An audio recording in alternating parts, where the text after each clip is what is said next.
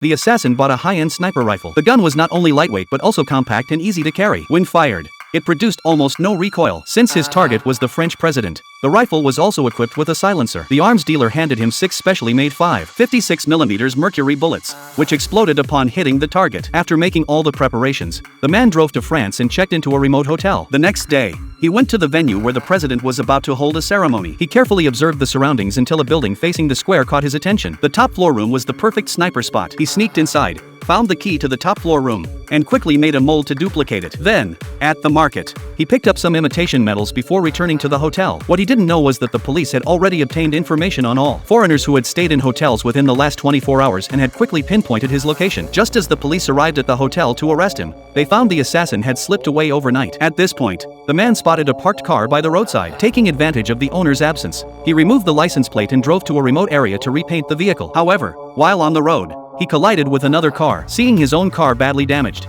he had no choice but to take the other car and drive off. Not daring to stay in a hotel anymore, the assassin went to a public bathhouse, where he unexpectedly met a stranger named Stead. Feeling a connection, Stead invited him to his home. After Stead returned from grocery shopping, he excitedly told the assassin that he had seen the man's face on a roadside TV. Realizing he had become a wanted man across the city, the assassin knocked Stead unconscious and dragged him into the bathroom. Meanwhile, since the assassin never stayed in a hotel, the police lost track of him. As the day of the ceremony approached, the entire square was heavily guarded. All officers were required to wear special badges to enter. Snipers were stationed on every surrounding building, and every entrance and exit was tightly checked by security personnel. Armed troops were also stationed nearby, with numerous patrol guards on the streets. The ceremony officially began, and the president arrived by car. The assassin disguised himself as a disabled veteran and approached the heavily guarded entrance, claiming he lived inside. The guards checked his ID, found no issues, and, seeing he was disabled and didn't look like an assassin, let him through. Unbeknownst to them, the man headed to the pre-selected building, removed the fake leg disguise, and went to the top floor. Using the duplicate key,